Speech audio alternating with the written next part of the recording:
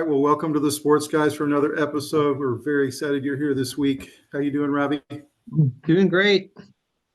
Great. Really excited to be with you this week, man, and talk about NFL. All of us suffering NFL and football fans in general in the off Yeah. season.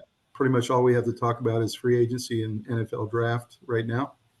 I did hmm look at the calendar though, and I got a little bit of hope by looking at the calendar today and realizing that training camps are 3.5 months away.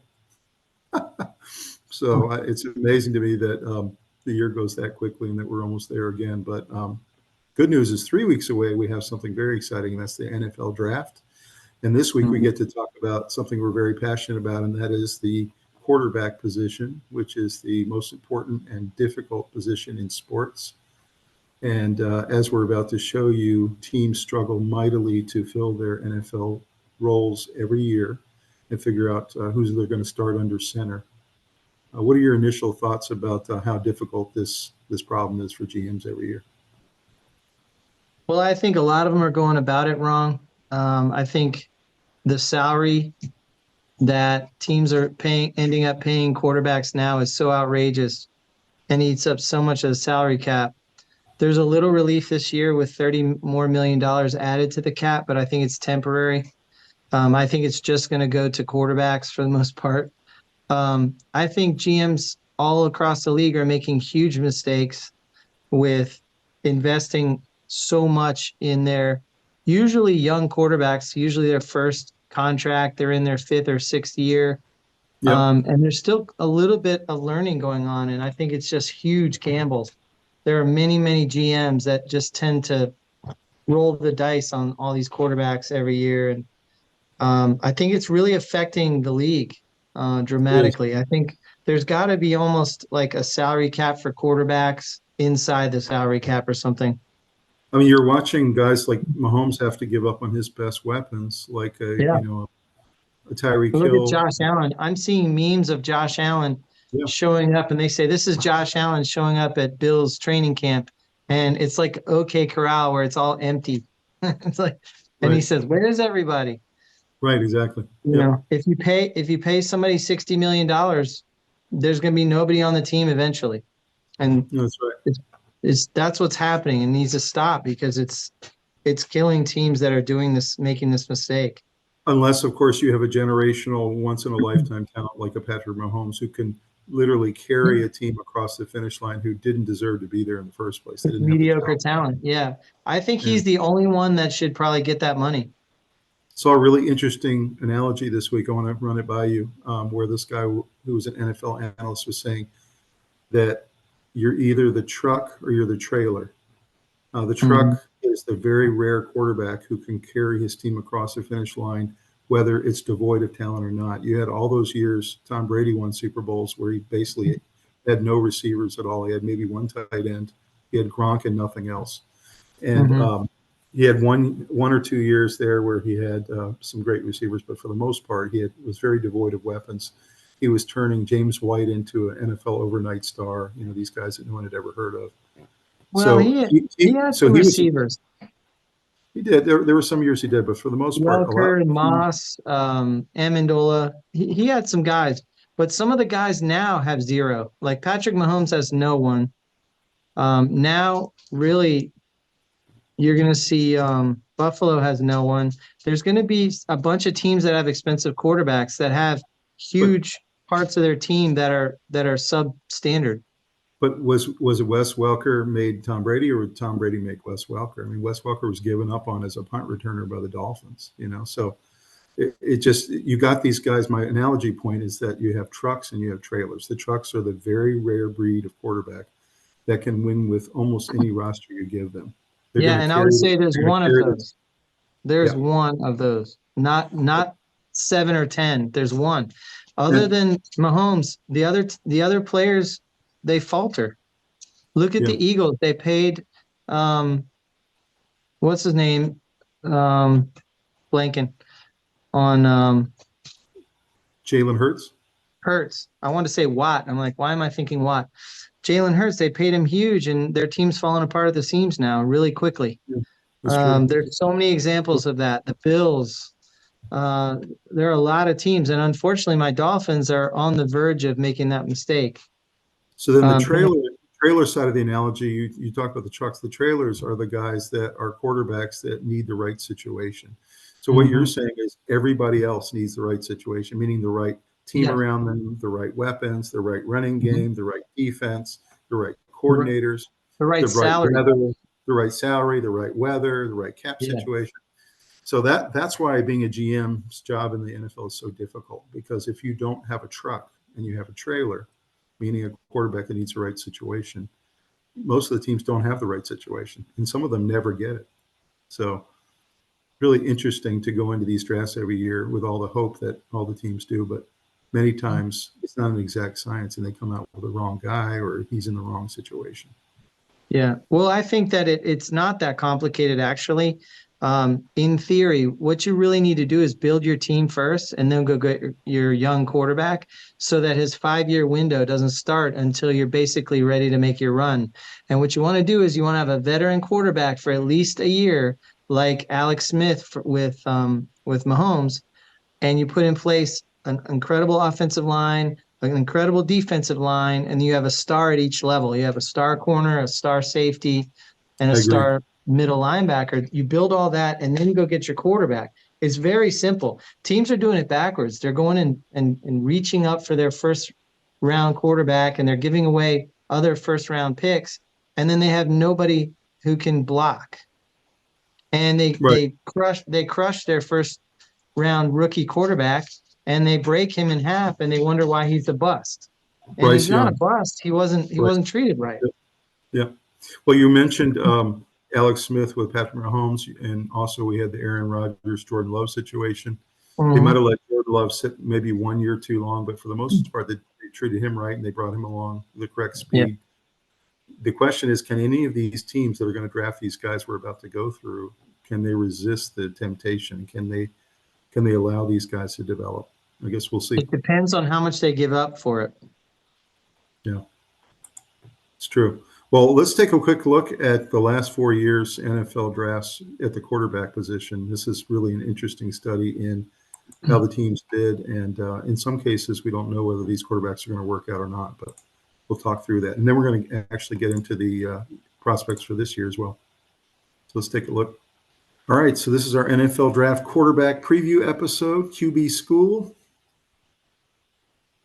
The 2020 NFL draft quarterback class, you can see there was 5 top guys that were drafted in the first and second round. To the left there, you had Jalen Hurts, who you mentioned earlier. You had Tua, who went to the Dolphins. You had Joe Burrow, who's now the starter in Cincinnati, although he's incredibly good and has taken his team all the way to the Super Bowl already. But the concern with him, of course, is injuries. You have Justin Herbert, who's never really had the team around him to really show off his talents the way he could. And then you have Eason, who was drafted out of Washington, and he's just a solid backup for teams and has been bouncing around the league the last 4 years. What are your thoughts about this class? I think it's one of the more decent ones. It's a very strong class. If there's any quarterback I would put in um, Mahomes's category, it would be Burrow. Yeah, So because I he's agree. such a good playmaker, the problem is I wouldn't have drafted Chase Young. I mean, Jamar Chase. I would have drafted Penny Sewell. Right. Um, you have to protect him first, and it's nice having weapons. But if you have weapons and you can't protect your quarterback, it doesn't matter if he's Joe Burrow or Patrick Mahomes. You're going to lose. He's probably going to get hurt and you're going to lose. And so, unfortunately, Cincinnati has drafted incorrectly, in my opinion, Mhm. in the wrong order. There's plenty of good wide receivers. You don't need Jamar Chase. You could have Right. gotten guys later in the draft, or I mean, in a future year, and you Mhm. could have had a nice line around Burrow, keeping him healthy. So, And so your you know, theory about him getting injured all the time, your theory is that that might have been reduced if you had had the offensive line you could have had if you weren't drafting receiver, right? most likely, and you're able to pound the ball to keep your quarterback from having to throw so much and be exposed to so much pounding. So this is a really good draft class. I think Herbert is an excellent quarterback. I think Tua has a lot of pieces you're looking for. Hurts is a good quarterback. I think he's overpaid pretty dramatically, but I think he's a good quarterback. You can win with him. And then Eason, probably a very good backup. So they kind of they put up 5 really good guys in this draft. It was one of the better I've seen. What's interesting is this draft order went in the order that I think they actually performed when they got into the NFL, and that is Burrow and then Herbert and then Tua and then Hurts. Hurts actually went in the second round. So they kind of went in the order that they ended up performing, which is not always the case. This is a very inexact science. So What was and interesting was Herbert, his third year, was thought of as easily one of the top 1 or 2 yeah, quarterbacks. And then he had a disappointing fourth year, mostly right. because a lot of his weapons graduated and went to the NFL. And so Herbert had a much weaker team around him in his fourth year. And then all of a sudden he forgot how to play football, apparently, which is a joke, of course. But sometimes that happens where I think that happened to Drake May, so where you Drake have May. a little bit of a disappointing season, but it's not your play so much. It's really the team around you has a lot to do with how you succeed as a quarterback. We'll see with Caleb Williams too. I mean, he had a somewhat disappointing Yeah, year compared to the year same. before when he won the Heisman.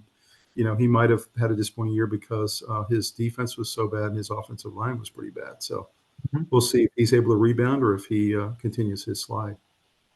Let's Yeah, go to the 2021 class. This one, I thought, when you look at this class, you just think, oh, brutal. I mean, Trevor Lawrence yeah, was the #1 pick that year. I would say he's still a question mark, whether he's going to truly evolve into all the potential we thought he was going to have. He's starting to have injury problems.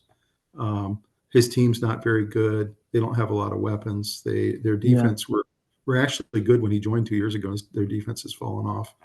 So I don't know. I'm not sure about Yeah, I Trevor think Lawrence. I don't think they've done a great job of as the GM work there has not been fantastic. Right. You go get this amazing quarterback, generational talent they used to call him, and then you don't build around him. You don't beef up that offensive line, give him Mhm. lots of weapons, really have a strong defense to keep the score low so there's less pressure on your young quarterback.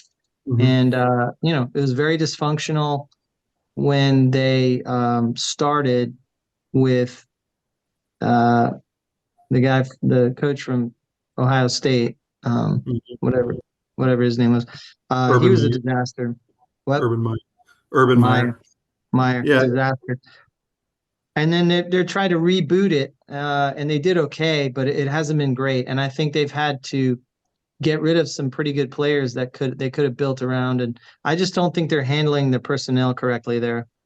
Well, Doug Peterson was definitely a good hire there. Yeah. That team is improving, but yeah, I Mhm. think the jury is still out on him and really on all of these guys. So Zach Wilson is maybe the poster child of a quarterback who needed to go to the right situation.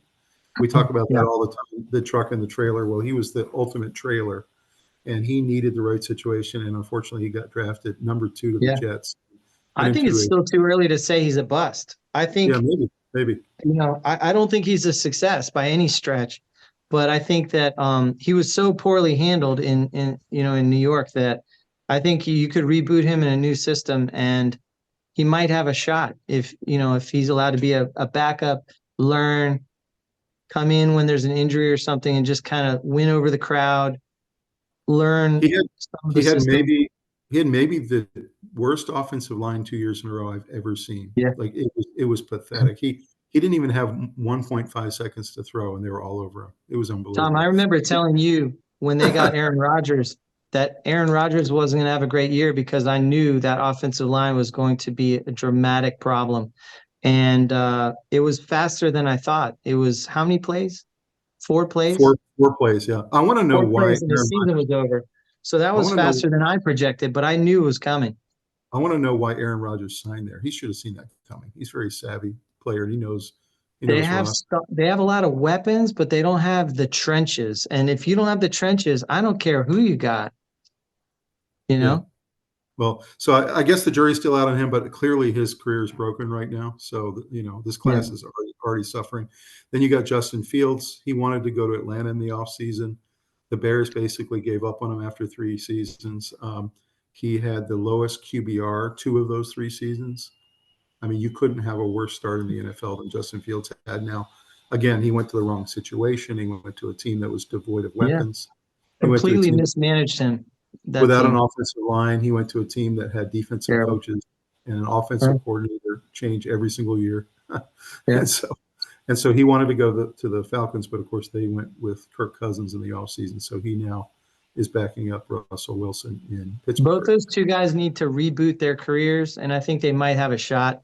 They'll never Yeah. be, major all pros or anything, but they could be on winning teams that make the playoffs, hmm wild card games, or I could see the right situation, but they need some time on the bench. They really need to learn more how to carry themselves as pros, but also how to make decisions. And then Trey And they Lance need on the to, right there was maybe he was the worst trade in NFL history at the quarterback position until this past year when Russell Wilson broke that record. But he was the worst trade because the 49ers gave up 2 1s and a 2 for this guy, just to move up like 12 spots no, to go. that's Jordan Love. Oh, is that Jordan Love? Oh, That's okay. I'm Jordan sorry. Love. Yeah, That's yeah. Jordan Love. Okay, then that was an excellent. No, that's Bison's. That's Trey Lance. That's the Bison's. Oh, That's yeah, yeah. I'm sorry. I thought that yeah, was yeah. a Packers uniform. And that was one of the worst trades ever because they gave up 2 number ones and a Mhm. 2 for a guy who started 10 games in college. Yeah. And you basically, it was pretty clear almost immediately that he was not the best QB on that roster, and it was in fact Yeah.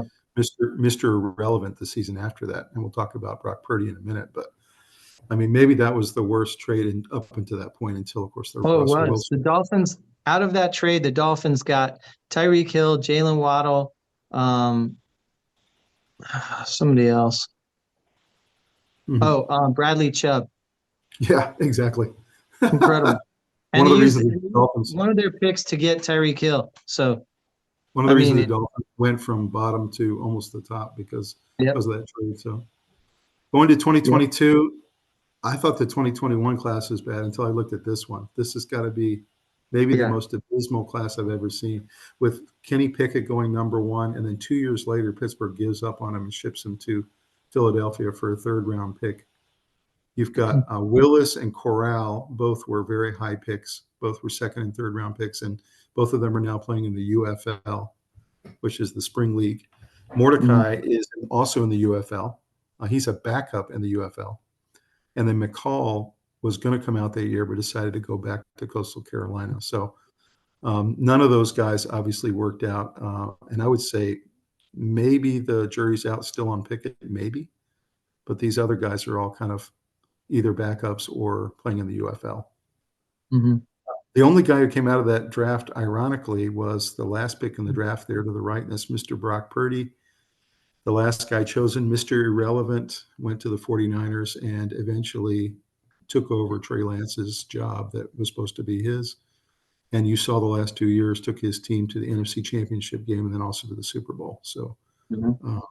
uh, He was one of the surrounded by talent, and he has a low salary. That's the key. what was that stat you said he was the best value in NFL history or something? Yes. Yeah, $800,000 to Yeah, lead the league by dramatic amount in every category. It wasn't just like he was good at yards or something. He was good in every category. He led the league in almost every category for mm-hmm. $800,000. He's cheaper than every team's backup except for no. I think there was one team that had a cheaper backup, Mm-hmm. but it was Absolutely. amazing. So you can see all the teams that drafted all these guys were big reaches, to say Yeah. the least. Last year's draft, of course, my Carolina Panthers took Bryce Young number 1. Again, just like all these other situations, he was drafted into the wrong situation. Probably the worst team in the NFL.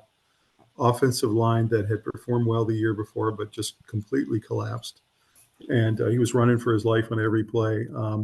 Very devoid of weapons. We had shipped off our best receiver to the Bears.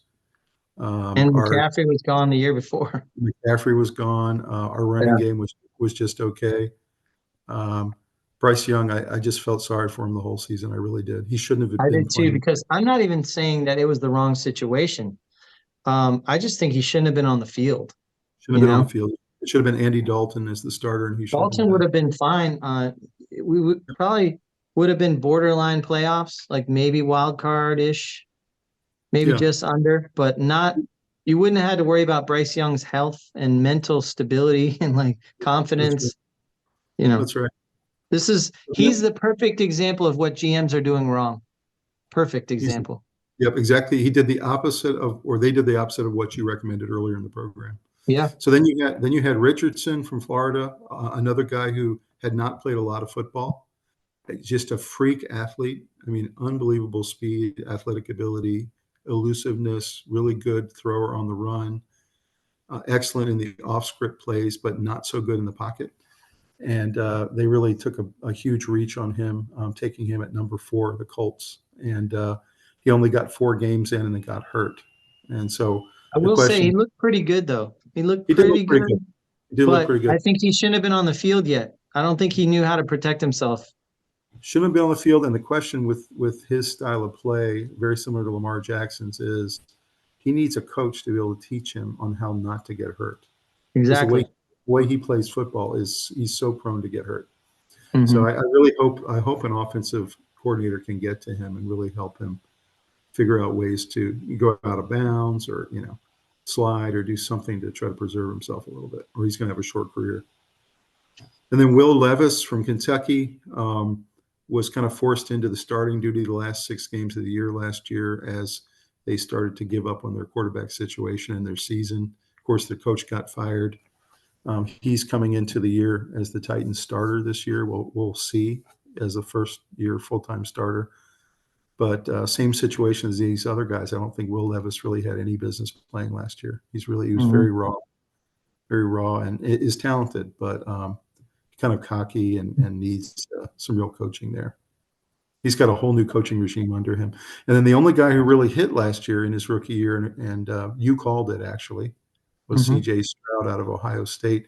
There had been a lot of Ohio State quarterbacks who come to the NFL that had all failed in a row. There's about 5 in a row that really had underperformed. And so I think CJ was a little bit of a victim of that because he came in and was just a barnstormer from day one. Made the Pro Bowl, took his team to the playoffs, just could not have been any better. He had 31 touchdowns and 9 picks, made all the right decisions. The coaches said he was just a dream player from beginning to end. So, and that was without weapons. So you can imagine now that they've been adding some weapons. Really going to be fun to see what he does with the Texans this year. Do you think that they did the right thing by starting him in year 1? Yes, because expectations were so low. I don't think you could break his confidence. Mm-hmm. I also think that they've spent the last 3 years building up their trenches and Mm-hmm. drafting impact players on both sides. You know, the linebacker they picked last year. They traded with the Dolphins to get Laramie Tunsil. They made nice moves on the offensive line and the defensive Mm-hmm. pass rush. And so that's the situation you can put a young quarterback into. You cannot put him into a dysfunctional situation. You'll break him and he will fall apart. And there's so And, much evidence of this. There's almost there's very little evidence of a young quarterback coming into a bad situation and winning everyone over and all that. It doesn't happen much. I hesitate to put a first year quarterback in, but they did a nice job with him.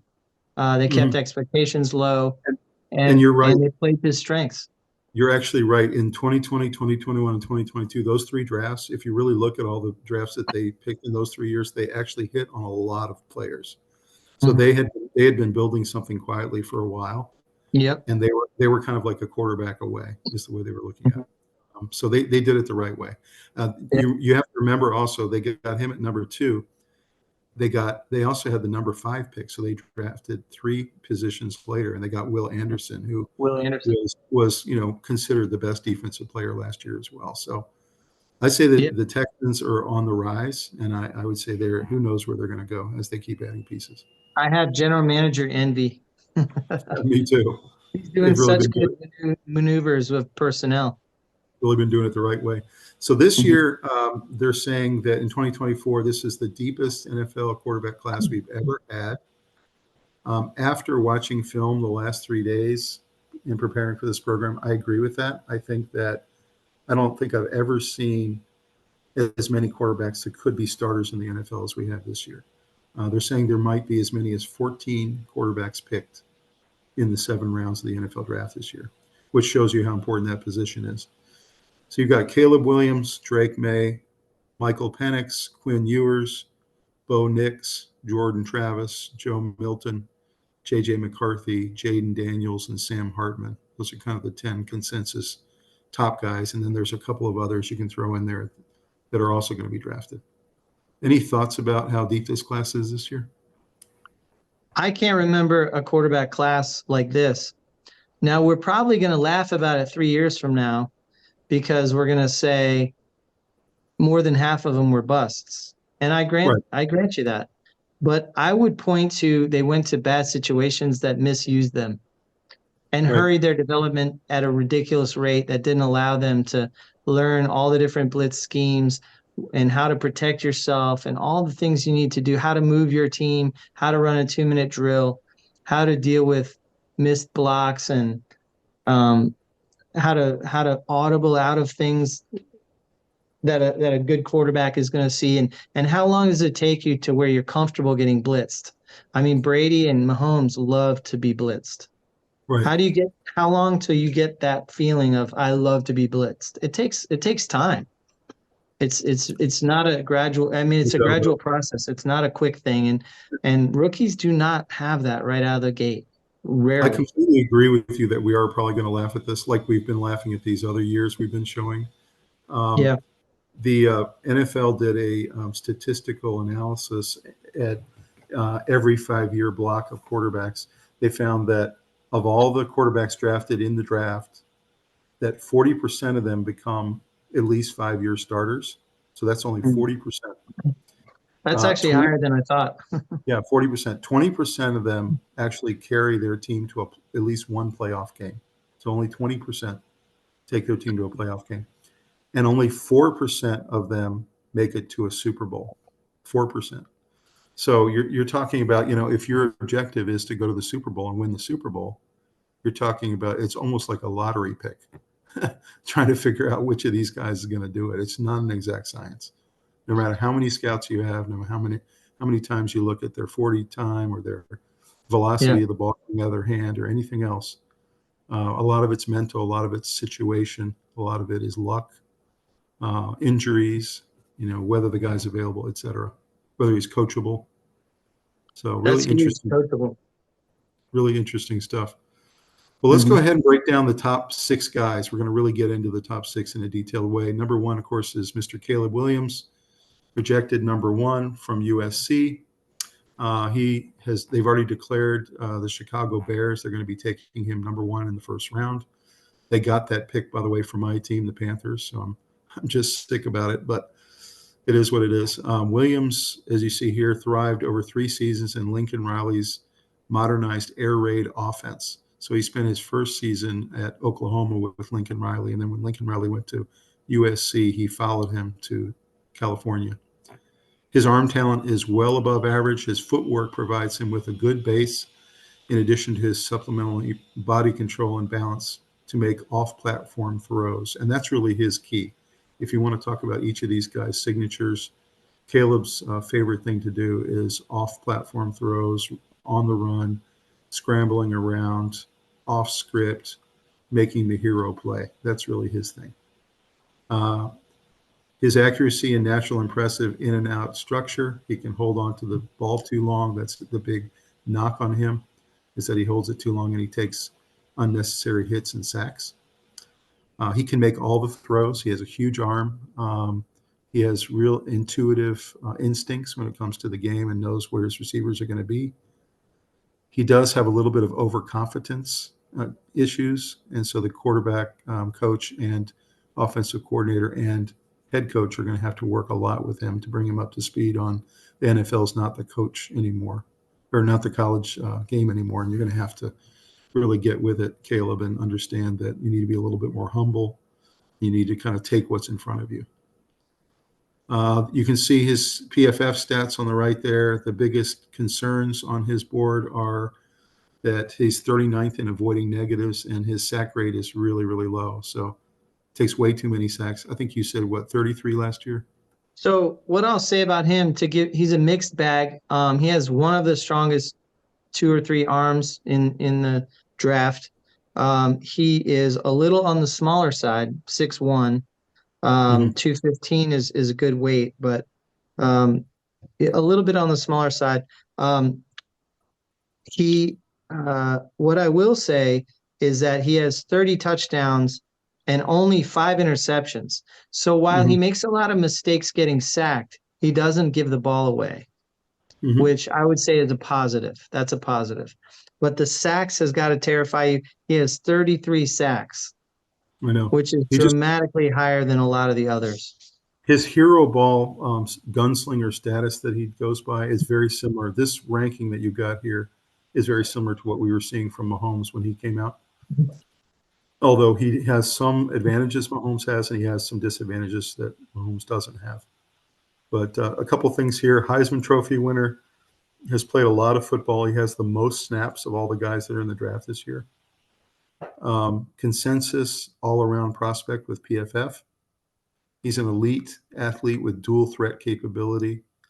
He can make all the throws, long, intermediate, and short routes.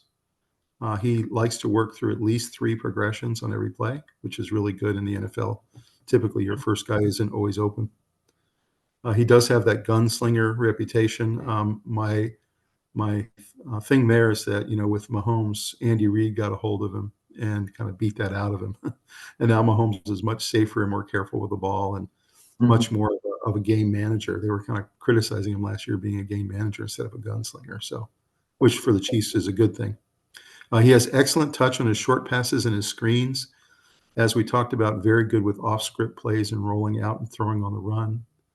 His low interception rate is notable. This is his last 2 seasons. Last 2 seasons, he's had 72 TDs and 10 interceptions. That's a really good interception rate.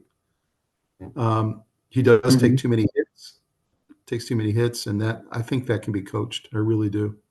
I think that he's a smart kid, and he'll learn that taking hits is I not think fun anymore.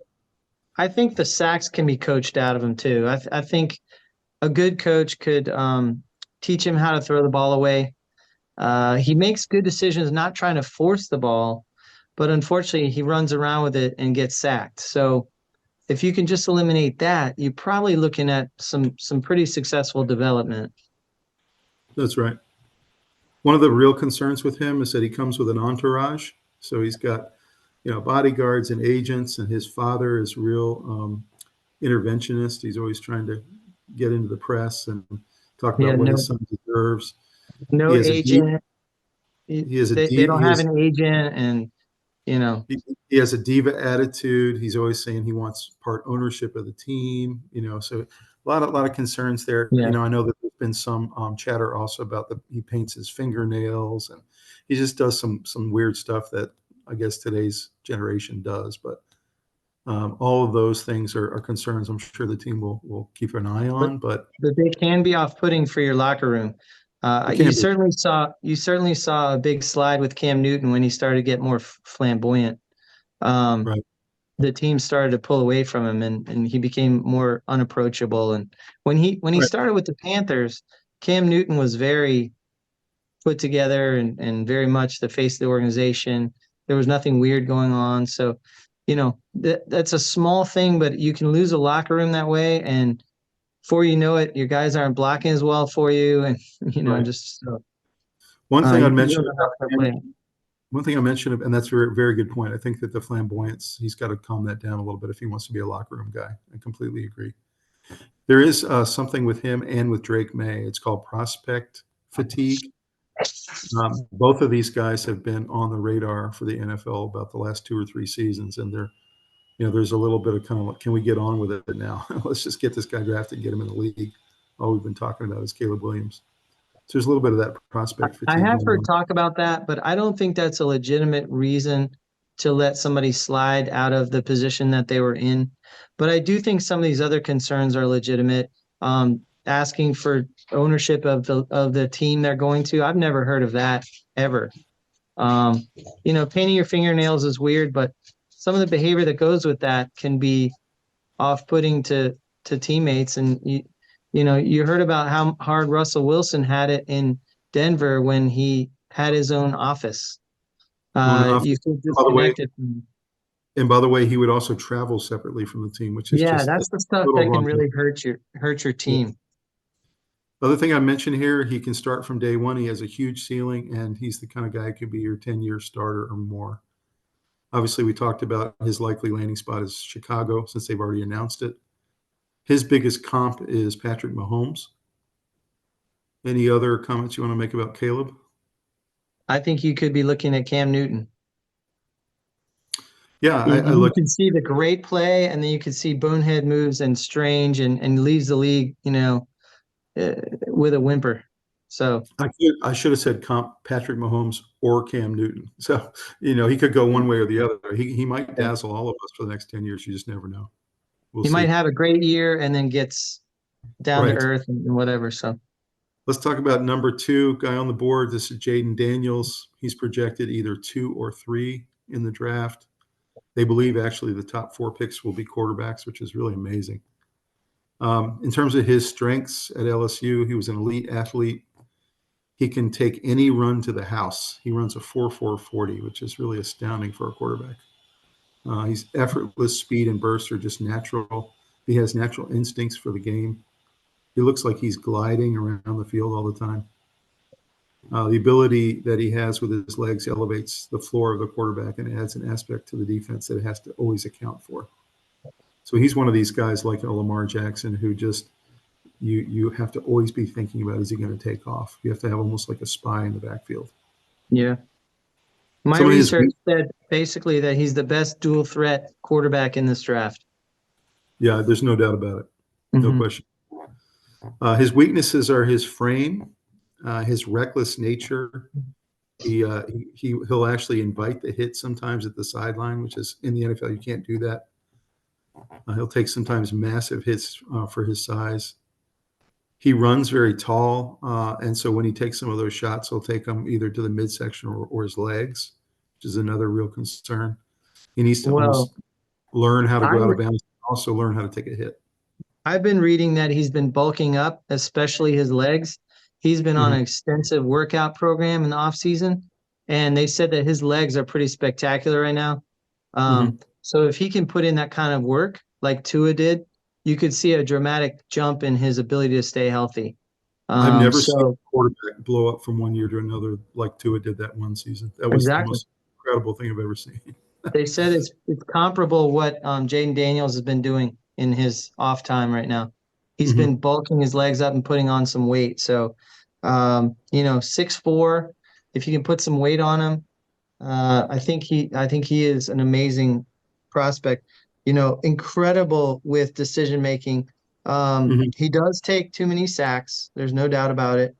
No At doubt. 22 sacks, but he had 40 touchdowns and 4 interceptions. So he's one of those guys that's trying to make plays happen, but he's not forcing the ball into bad situations for the most part. And Right. he had 1134 rushing yards, and he had 10 rushing touchdowns. So he is a Mhm. serious weapon. You can't forget, you have to have a spy on him that takes one of your defenders away. It's hard to play against quarterbacks like that have good discipline and good ability to do all the reads and everything. So It's amazing. I watched the film on all 6 of these guys, and he's the guy literally I was the most impressed with. I mean, he's not just Lamar Jackson on the running side of the ball, but he's one of the top quarterback. He looked like Tom Brady from the pocket. I mean, I've never seen a combination quarterback like this who if he just played pocket quarterback and didn't run, he'd still be an excellent starter in the NFL. yeah. But then he has the Lamar Jackson capability as well. It's really astounding to watch. So a couple of other Mhm. little things about him: Heisman Trophy winner last year. Has played a lot of football in the toughest conference, which is the SEC. He's ranked in the PFF rankings as number 2 behind Caleb Williams for all-around prospect. He's the elite athletic dual threat quarterback that you just talked about. He ran the fastest 40 at the combine for quarterbacks. Very accurate on long, intermediate, and short routes. He can throw all of the passes at all areas of the field. very good reader. He actually can work up to 4 progressions, and he had a lot of really good receivers at LSU and backs. So he would just work his way through all 4 progressions until he found the right one. One thing I like about him over Caleb Williams and over Drake May is he takes what the defense gives him. The other 2 guys are always trying to play hero ball, and they make mistakes. They try to throw it into tight windows, triple coverage. He doesn't do that. He's very smart, and if the defense gives him one guy like the tight end only on a play, he'll take the tight end. He takes the right play every time. He has excellent touch on his short passes and his screens. Very good at off-script plays when he has to scramble. And you heard earlier in the last slide that he can go the distance on every play. So literally, you give him one little gap, and he's gone. He's actually faster than Cam Newton. He's really more Lamar Jackson. Very low interception rate, so he makes good decisions. Most of his interceptions last year, I think it was 5 out of 7 of them were on deflections and were not really his fault. They were more like the wide receiver just should have caught it and didn't, kind of thing. He had 4 interceptions last year. Or 4, yeah, okay. So they were saying that a lot of his interceptions in his college career have been plays that really the receiver should have caught the ball and ended up as interceptions. His kind of biggest concern is his slight, thin frame in the NFL, but you mentioned that he's working hard at that in the offseason. I think that especially really his leg.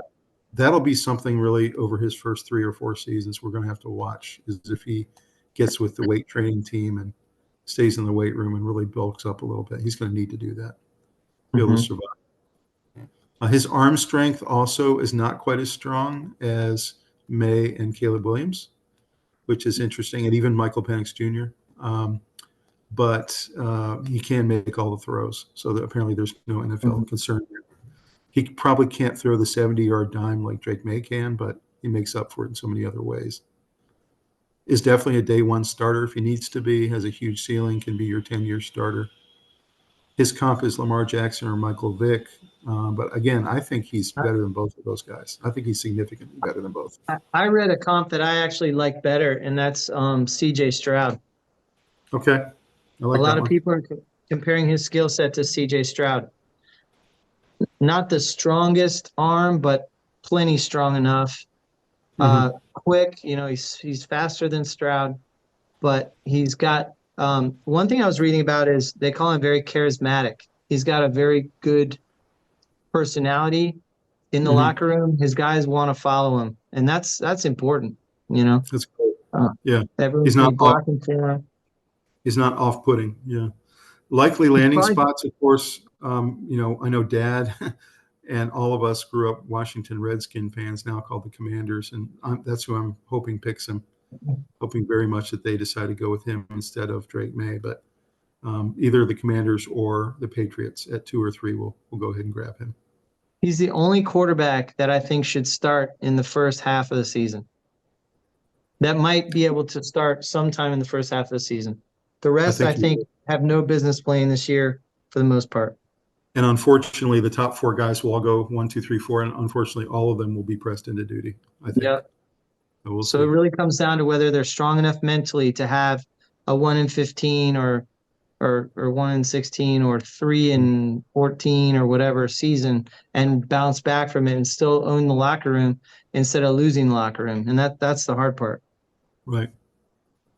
Our third guy on the board is Drake May from UNC Chapel Hill, projected 2 or 3, likely going to be the 3rd pick to the Patriots.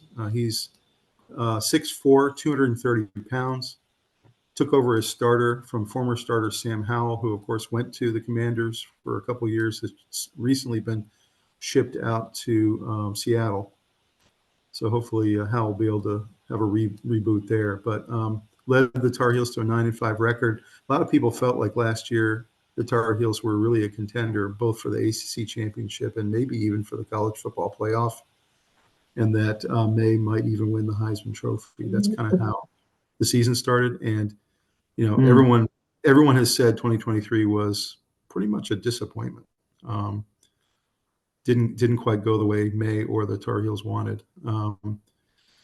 Has a lot of strengths. He has an elite arm. We talked about the ability to throw 70-yard dimes in the air. He has incredible velocity. He had the highest velocity of all the prospects this year at 63 miles per hour out of the hand, and can throw the ball into very tight windows because of that velocity. So there's no concern there that he'll be able to fit it in against NFL cornerbacks. There is some real weaknesses with Drake May when you look at it on the film, and I watched a lot of his film yesterday.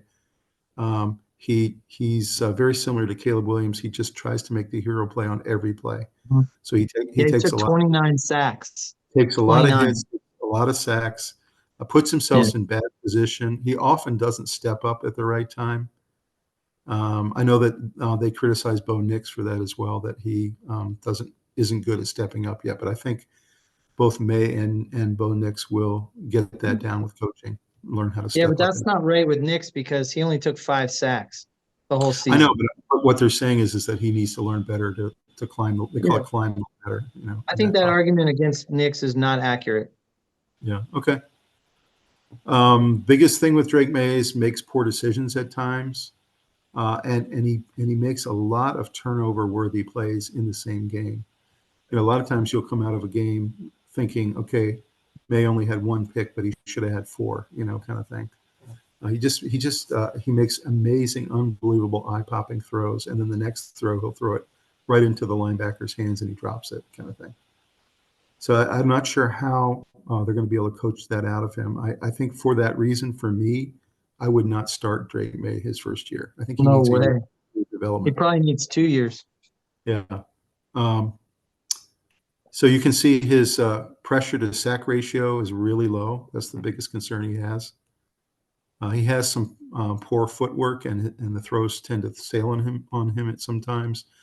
The biggest frustration I saw, I was watching a scout break down his film. He said the biggest frustration with May was that a lot of the throws that he should make that are wide open, he misses. He like overthrows wide open guys.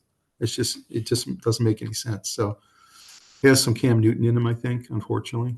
Um, but I do think with the right offensive coordinator, the right quarterback coach, and the right coach, and the right situation where they don't try to start him right away, I think he's going to be a really good player one day. He's got all the tools. What's interesting in my research, the biggest surprise on Drake May was he's the best quarterback in this whole group at running on 3rd and 4th down for the first down. So Mm-hmm. he He picks up a lot of converts first downs better than anyone else, even the super athletic guys. So he's plenty athletic enough to keep drives alive, which is important.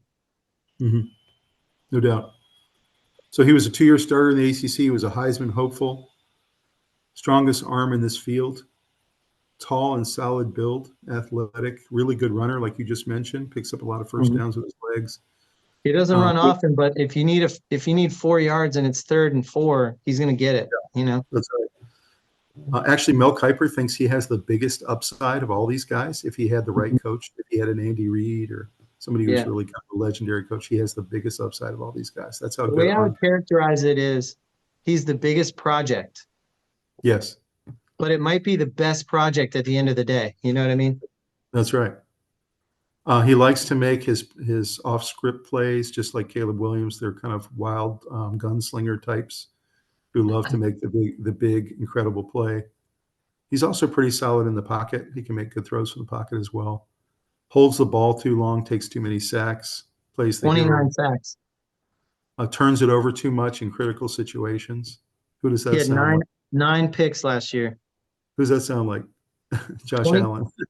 yeah, 24 He's touchdowns, which is kind of in the middle, and 9 picks, which is kind of in the middle too. 24 touchdowns was very low for his projection for the year. Yeah. So yeah, it was a disappointing year. So you wonder whether he's kind of like Justin Herbert of this draft. He's the guy that had the disappointing year the year before, but is going to surprise. Very well might be. Good at going through his progressions, can make every throw, and also, according to Mel Kiper, he can even make throws NFL quarterbacks right now can't make. So he really has all the tools if you have the right coaching. He has the arm, that's for sure. Yes, yeah. Sometimes we'll miss wide open receivers. I mentioned that. That's a real concern that guys running wide open and he overthrows them. It makes no sense. Same thing with the prospect fatigue we had with Caleb Williams. Should be a solid starter for a long time with the right coaching. And his comp is Josh Allen or Daniel Jones. And the reason they say Daniel Jones is he's probably the biggest boomer bust guy in this list. He could be the all-pro, take you to the Super Bowl type, or he could be kind of guy who flames out of the league in 3 or 4 years, like a Daniel Jones, gets the big contract but doesn't deserve it. And it's just kind of disappointing and never really takes his team anywhere. What are your thoughts about Drake May? A 2-year project. He's going to get drafted really, really high, and it's going to be hard to hold him out. So that's the mistake that some GM is going to make. I'd love to have him on my team where I could bring him along slowly under a veteran. I think he could become a great quarterback. I think his upside is about as high as anybody in there. It's not super athletic, but it's plenty athletic. And, everything about him is a positive. It's just he makes mistakes. And that's scary because those multiply in the NFL. The things about he and Caleb, I kind of put them in the same category. They have the things that you can't coach already down, and their weaknesses and their kind of holes in their game are coachable. That's the way I look at both of them. But are they coachable? I don't know that. That's what we're going to have to see. But I'm saying that's a huge question. I think Drake May is, and I'm not sure if Caleb Williams is. Okay. Well, we'll if see. he is, he could be the next Patrick Mahomes. If somebody gets to him and says your cup is too full and I can't pour into it, and he understands that, and he sort of frees up a lot of his mental space to let coaches pour into him, then Caleb Williams is dangerous. He could be the next Mahomes, but so you saw the likely landing spots for Jaden Daniels were Commanders and Patriots. Well, apparently the Vikings also covet Drake May, and so the feeling is that if it gets to number 3 and he's still there, they may try to make a huge mega deal with the Patriots to come up and get Drake May at number 3. So I put the Vikings in there as a possibility. I still think Commanders and Patriots are the most likely, but apparently Vikings are hell-bent on getting either Drake May or J.J. McCarthy. Those are their two guys. They want them to be their 10-year starter after they now don't have Cousins. So, Moving on to number 4, that J.J. McCarthy is projected at number 4. Currently, right now, in most mock drafts, they have the Vikings moving up to get him. His biggest strength is ability to make throws over the middle of the field. He ate a lot with Michigan over the middle, to tight ends, to slot receivers. He didn't have nearly as many dropbacks as the rest of his counterparts, and a lot of it was because he was handing off most of his career. And Michigan was the best running team. Michigan ran quite a lot. Yep. He did have a 91.2 passing grade and recorded an 85.6 adjusted completion percentage. So when he did throw the ball, he was very effective. He also is very good, apparently, at throwing guys open, which is a real skill. He has that at 21 years old, the ability to really anticipate throws over the middle and know where a guy's going to be and try to really understand the guy's route and throw it right on time. So that's an awesome skill that he's got that's really going to translate to the NFL, I think, throwing guys open. His biggest concern is accuracy sometimes, throwing outside of the numbers. Some of these guys, like Michael Penix, is much better throwing to the sideline. And so is Bo Nix and some of the other guys. Well, J.J. McCarthy's the opposite of that. He eats in the middle of the field. So when you need to do an out route, the question is going to be, does he have the arm strength and the accuracy to make those out throws? There's a real question there. You can see his EFF grades. He did take a couple more sacks than the Michigan coaching staff probably would want him to make or to take. He does tend to try to make the big play towards the end of the game in the fourth quarter. Not a lot of weaknesses, though, I would say. In terms of McCarthy, some of the concerns are 21 years old, the least amount of experience of this whole board. So right away you think to yourself, okay, that means he's going to be a project, right? Because he hasn't played as much football as a lot of these guys. Very strong arm. He had 61 miles per hour at the combine. Tall, solid build, athletic. He can run. Has big upside with the right coach. does a lot of off script magic. A lot of his highlight plays were off script and throwing on the run. Takes too many sacks, as we talked about. Really good at progressions. Will go, right to left and left to right on his progressions. Has a similar issue as Michael Penix, which the rub on him is that he's not very good at touch passes. Needs coaching on his touch passes, and that when he does throw the ball, he often throws it too hard when it's only a 10-yard out. He just pounds it in there, and he needs to learn how to, moderate his velocity based on what the route is. Very reliant on a good running game and on play action. That's really his game, is running and play action. And he will not be the guy from day one. He needs development. So you right away, if you take him in the first round this year, you're just going to think to yourself, there's got to be someone else starting for at least a year or two as a bridge. The comps for him are Justin Herbert or Tom Brady. Very similar type players. Any thoughts on JJ?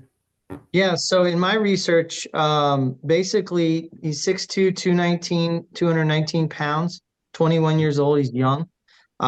Interestingly, a scout that I saw grade him said that he's the safest quarterback prospect in the whole draft.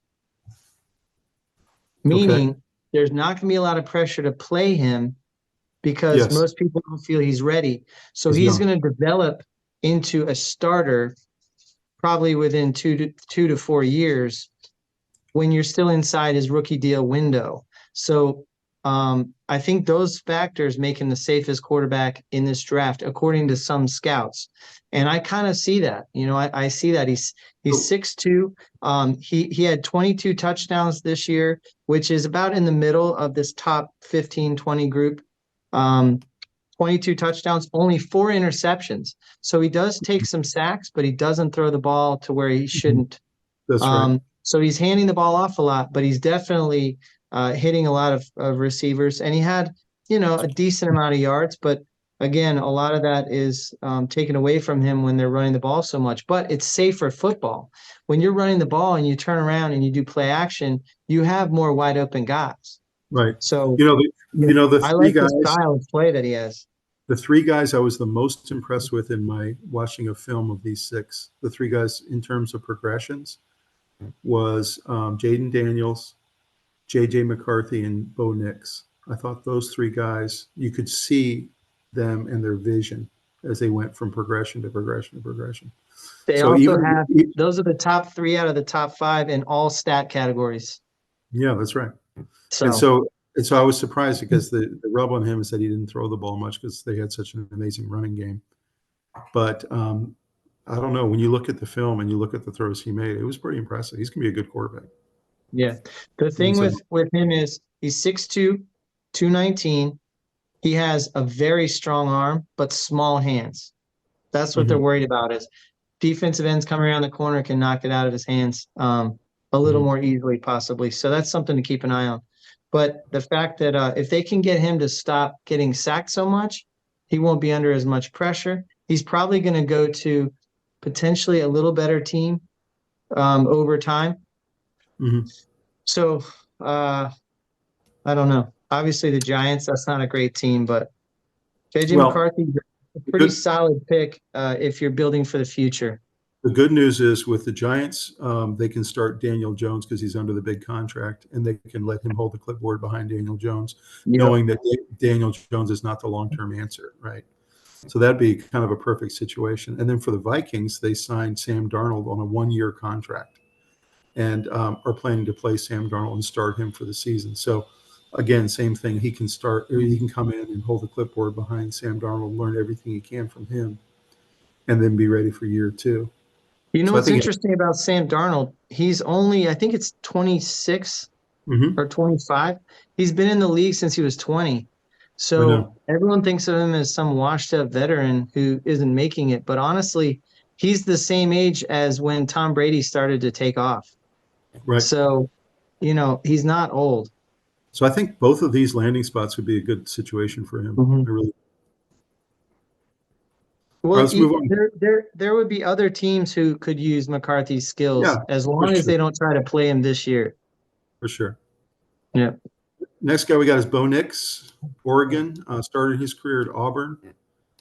Said in an interview I watched last night that he was very happy to leave the SEC, that he felt like the SEC culture had gone over the top, and that it was too crazy for him.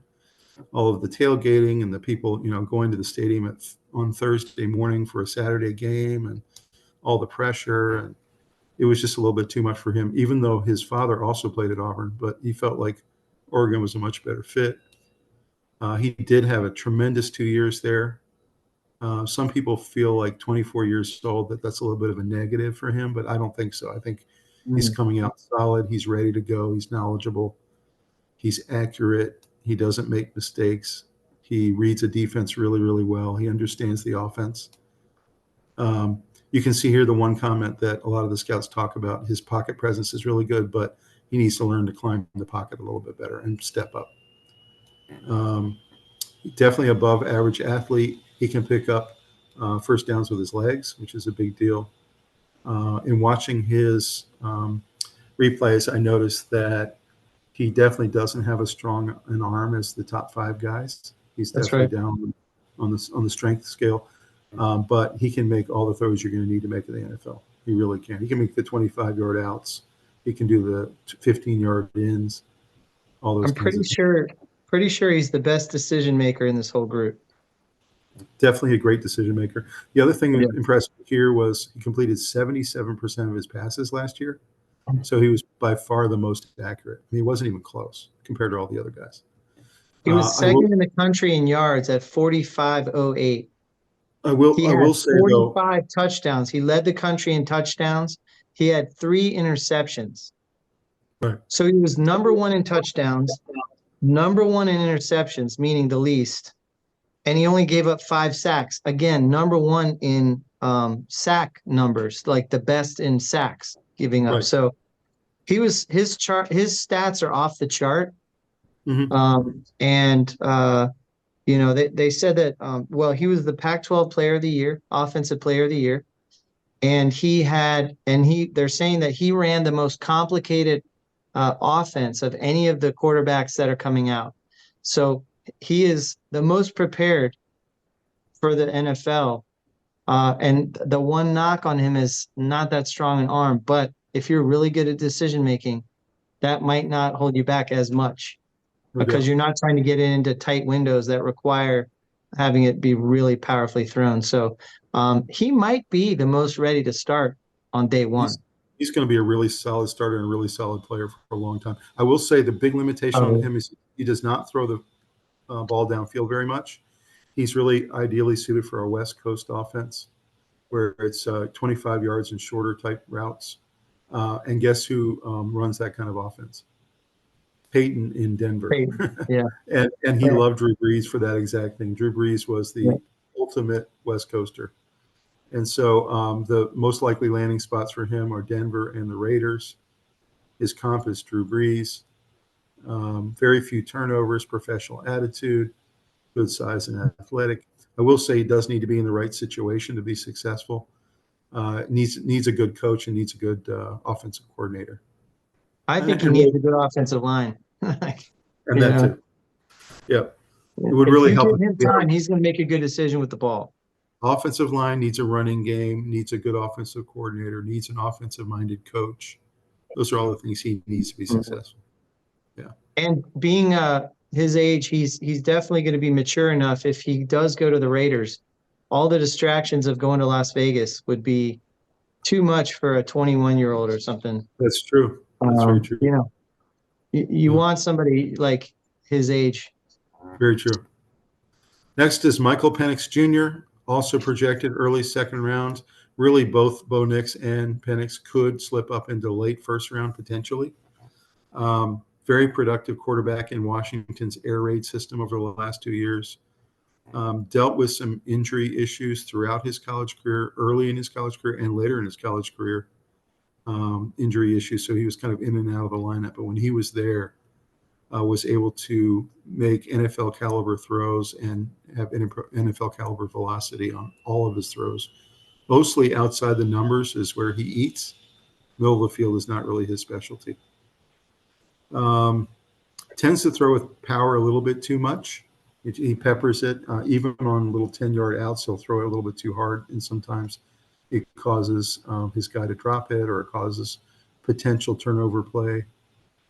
So he needs to work on his ball placement. He needs to work on his shorter routes. Often opts for the bigger throw rather than the layups. So he has a little bit of Caleb Williams in him, or Cam Newton, where he doesn't take the easy stuff and he tries to go for the big stuff all the time. So he and all these guys are going to have to learn through coaching to take the layups as much as possible. Just take the first down. You don't have to make the big play every time. Any thoughts on Penix? Yeah, I mean, he's one of my favorites in this draft. Um, he led the league in yards, the country. He led the country in yards, 4903. He had 36 touchdowns and 11 INTs and 11 sacks.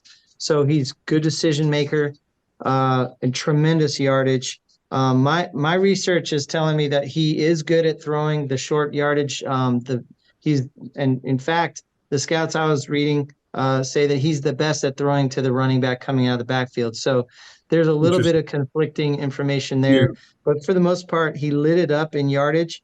And Right. everybody that I heard talk about him said he would be in the top 5 picks, not quarterbacks, but just picks in general, if it weren't for his injuries. And so Right. he's the question mark that has the upside of, maybe, if he studies Tua and how to stay healthy and all the things Tua went through to build up his core and work with judo experts and all those things. Right. If he Right. could work on the injuries, he's 6'3", led the country in yardage, had a great set of stats. He took his team to the championship, and he's one of my favorite quarterbacks in this draft. Yeah, I think the concerns with him are he's older, which, that can be a positive or a negative, right? But 25 years old, you kind of wonder, has he already shortened his window in terms of his prime already being 25? The ACL surgeries are a big concern. The shoulder surgery he had is a concern. His tall and slight build.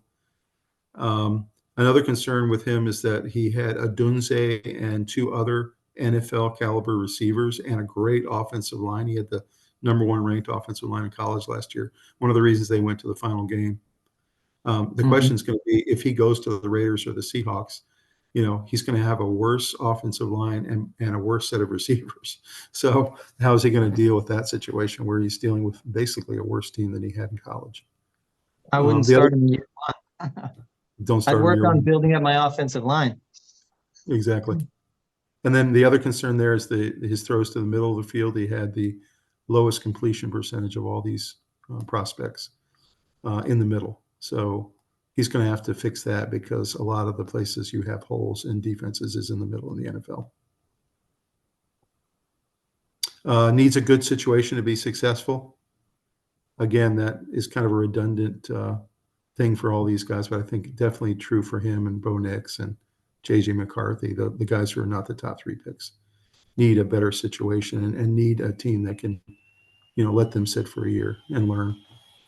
His comp is Josh Allen and Joe Burrow.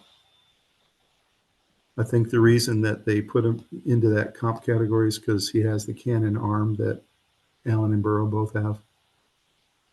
Definitely a very intriguing prospect. I think if any team gets him in the 2nd round, that's a really good pickup. Mm-hmm. Some of the other guys that are out there in this draft, we're not going to break these down in detail, but you've got Ewers from Texas, you've got Milton, you've got Sam Hartman with Notre Dame, who was with Wake Forest before that, and then you have Jordan Travis, who had a great season for Florida State and unfortunately got hurt right before the playoffs. Mm-hmm. All these guys could be solid starters if a team picks them up and lets them sit for a year or 2 and develops them. Mm-hmm. Sure. You talk about Milton's cannon that he has, but he's very raw. He hasn't played a lot of football. Mm-hmm. And then there's some other guys that aren't on this list that really have potential as well. Any thoughts about some of these guys who are going to go 3rd, 4th, 5th round? we might be looking at the stars of the draft, because they're allowed to go to a better team and just sit and carry clipboard and learn how to be the backup guy who is the most popular person in every NFL city is the backup quarterback. And, there's no pressure to play these guys if you pick them in the second, third, fourth round. And that's the best case scenario Right. is to go grab a veteran quarterback, grab one of these guys late, and it doesn't hurt your team, doesn't hurt your cap space.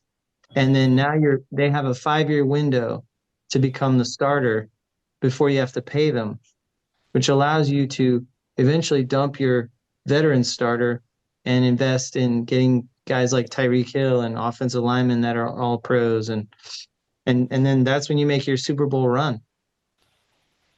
Another guy who's not appearing on this slide, but has been in NFL prospect for a couple of years in a row now, and that is McCall from Coastal Carolina. Yep, and Spencer Rattler also. And Spencer Rattler. So those guys are definitely going to get drafted, probably 5th or 6th round. Again, they're probably going to have 14 total quarterbacks go in this draft, which is just incredible that we've got that much talent coming in. So we're going to do a little fun game here. Tom and Rob as general managers in the NFL. Yeah, don't we wish? We're going to show kind of if we were drafting, how our draft board would look related to these prospects. So let's take a look at that. And let's look at Rob's first guy. And maybe, Rob, you can tell me why you put him first. And that's Jayden Daniels. Why do you have him as top on your board? I think best dual threat quarterback in the NFL translates well to protecting yourself and being able to step in pockets and throw. There's nothing more infuriating for a lineman to be blocking, and the quarterback is so mobile that he actually runs into the guy he's blocking and puts a sack on that guy that he didn't deserve. So stepping into the pocket helps your lineman. It helps their stats. It helps their knowing where you are. I think Jayden Daniels has the whole package, and his stats are amazing. He is used to SEC caliber talent. Playing at LSU, you're playing Alabama and Georgia and teams like that, and so you're ready for the big show. And what's interesting is Jayden Daniels started at a different school and came to LSU, very similar to the way Burrow left Ohio State and went to LSU to reboot his career. And it was amazing to me that both of them came to LSU from other schools and rebooted their career. And not only did that, but both of them won the Heisman Trophy in doing it and are now a top prospect. So he's had a very similar, career to Burrow. And I really wonder if he's going to have that kind of success that Burrow's had in the NFL. I think Jayden Daniels' comp is C.J. Stroud, and I think he's sort of destined to go into that kind of progression where he's going to quickly win over his team, show lots of flash, have no negatives, and end up, on some quiet team somewhere where he's developing. And that's what I would want for him. I wouldn't want him going to the Cowboys where immediately he has a camera in his face. The Jets, it's not a good spot for him. But somewhere kind of like Tennessee or something like that would be great.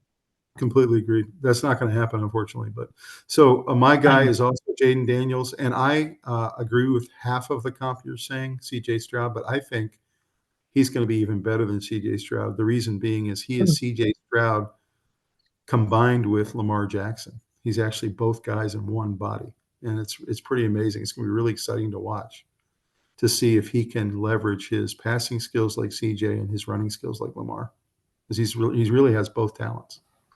I think he needs to study Patrick Mahomes because Mahomes is very fast-footed. He's fleet-footed, but he only uses it when he has to. He would much rather scramble to keep a drive alive than try and run for it and then go, oh, gosh, that linebacker's faster than I thought, and he's going to come crush me. Mahomes doesn't take many hits because he knows how to keep a drive alive. He throws the ball away. He can really feel the pocket. I want Jayden to study lots of Mahomes video because I think he has a lot of those pieces that he No doubt could about pull it. out. All right, so we agree on number one. Let's look at Rob's number two, Michael Penix Jr. Hmm. Tell me why you got him in the second slot.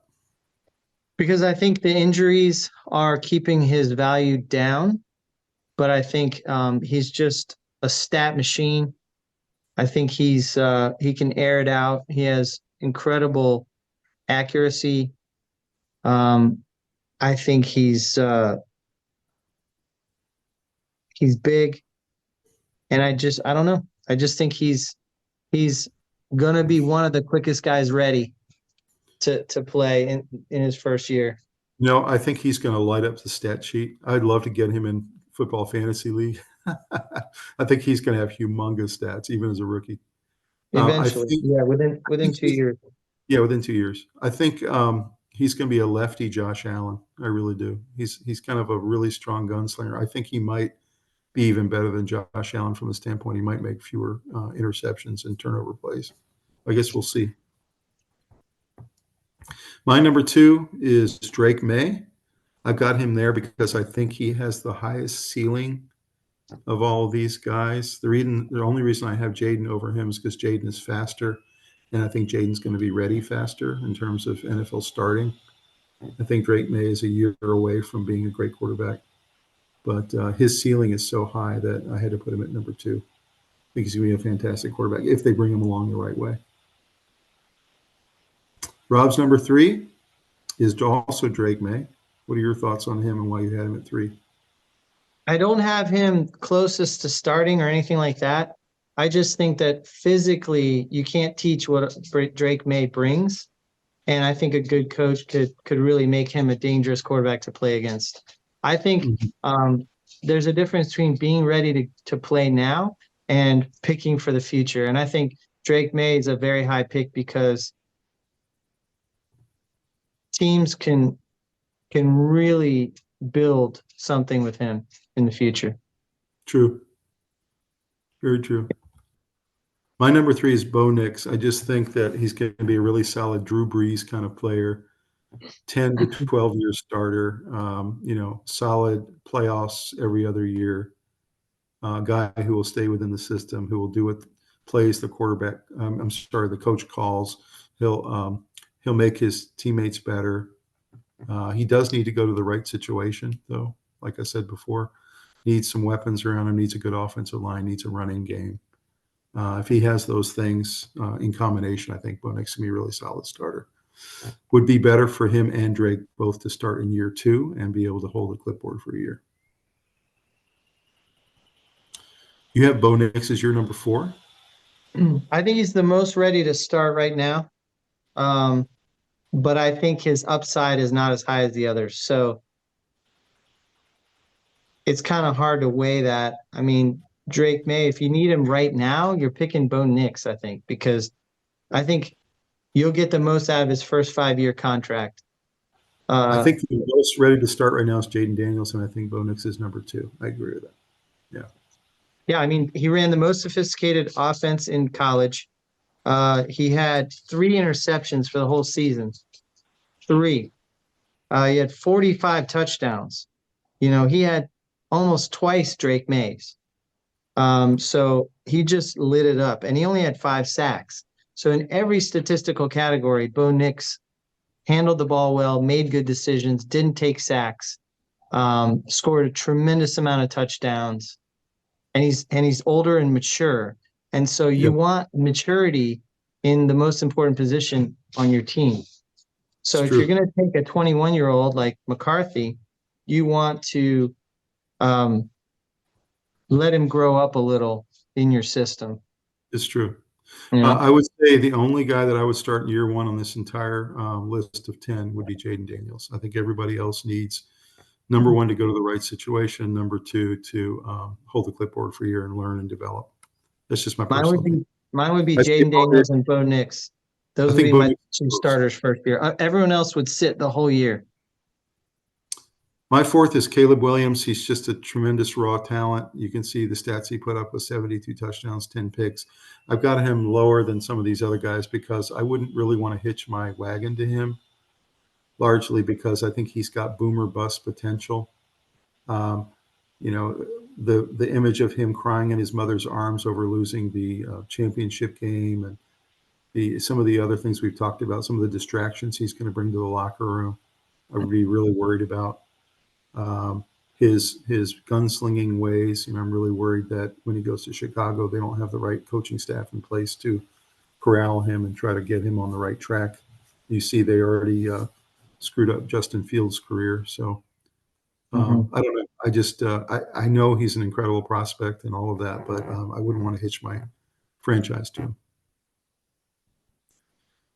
Number 5 for you is Caleb Williams.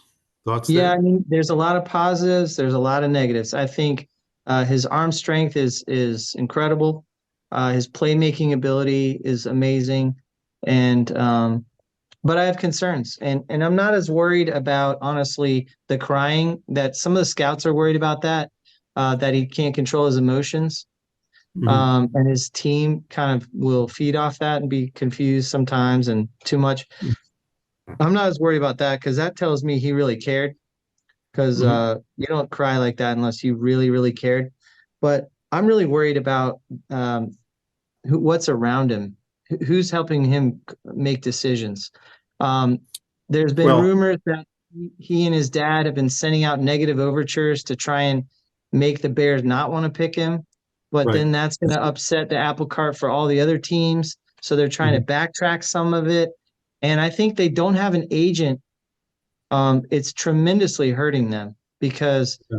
they need some advice Mhm. on how to handle all of this stuff. And I think they're mismanaging it dramatically. They're costing him millions, I think. Yep. And Agree with that. I will I say, think I think people are lining up to watch him fail, kind of thing. And I I just will think that's a say, huge mistake. I will say he's going into a much better situation than Justin Fields did 3 years ago. I mean, that's just true. I mean, he's gotten much better Uh, weapons across the board. But Weapons, yeah, but weapons don't matter if you don't have a line, and he has no line. line is not there, and also it's really the same coaching staff. So I Yeah, don't know. Is it really a better situation? Yes, from a weapon I perspective, don't think so. he does I have some think they put receivers. lipstick on a pig. That they put lipstick on a pig is what they did. Yeah, possibly. We'll see. We'll see. My number 5 is J.J. McCarthy. Very intriguing talent. Not ready to play in the NFL right now. Might need 1 or 2 years. He might need to get on the Jordan Love plan. But tremendous talent. I think he will be a very good quarterback one day, and has all the skills.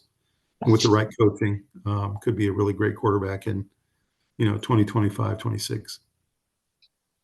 So your last guy is J.J. McCarthy. Thoughts there? It kind of resonates with me, safest QB prospect in the draft because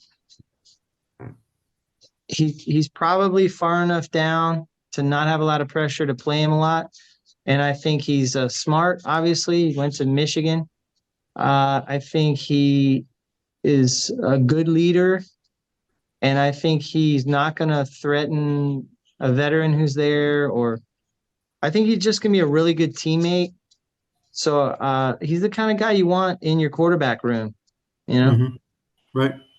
And I think he's the future for some team. I think they bring him along slowly. He's their Jordan Love. He's their guy who's going to come up and just be ready. When we talked about this, this could be the greatest, quarterback class ever. We'll have to see over the next 3 to 4 years. My I last guy think is it will be Mike. because of the number of quarterbacks. There have to be a good number of starters in there. I think this is going to be a really good quarterback draft. There's going to be plenty of busts, but there's so many quarterbacks that it's Yeah, okay if there's 5 or 10 busts because there's right. like 25 great ones. My last guy is Michael Penix Jr., and it's not out of disrespect. I know he's your second. It's really more that I don't think he's ready either. I think he needs to go to the right situation, and he's going to need a good offensive coordinator, a good coach to teach him how to do those middle of the field routes, the softer routes, um, and just round into a true NFL quarterback. I think most of these guys just aren't ready, and he's definitely one of them, in my opinion. Right. I do think in 2 or 3 years he'll be an excellent quarterback as well. So, guys, that was our little exercise to take you through what we think of the draft going into what could be really exciting to see what happens to all these quarterbacks. There's a lot of great ones out there. Um, Obviously, in some ways, wish my Panthers were picking where the Bears are going to be, but it is what it is. My last question for you, Robbie, is do you think the Dolphins or any of the other contending teams from last year should take a flyer on one of these late round guys? You know, should the Dolphins Yeah, pick a Sam Hartman, or should they pick absolutely. one of these guys? Because I don't know if they should pay Tua. He's going to want 55 million in a year, and what are your thoughts there? I'm afraid they're going to pay him, but I also think that he's going to start being injury prone again at some point. He's been working really hard on his body and with judo instructors and stuff. But yeah, I think they need to. I think every quarterback room should have two really strong options and a third good option. Mm-hmm. And I think the Dolphins are a little light in that area right now. So I would definitely, this draft is one where you got to get a quarterback. It doesn't matter if you're getting the 15th best one, you're still getting a good one. Did you see what Joel Klatt said? Mm-mm. He said, if I were an NFL GM today, I would choose a quarterback in every single draft. He said, you miss so many of them. Yeah. He said, you need a good second guy. You need a good third guy.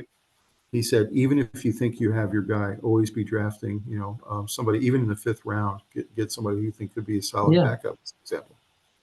So I'm from the Bill Parcells school. Never draft a quarterback in the 1st round. He did break that with Drew. What was his name? Bledsoe. Drew Bledsoe. Sorry. Mm-hmm. But for the most part, he wouldn't draft 1st round quarterbacks, and it's because he didn't want to have to play them right away. He didn't want to pay them to not play, Right. and so I lean that way. But when you have this many quarterbacks, you have to make your quarterback room better. Yeah. I mean, because everyone else you're playing is going to be making their quarterback room better.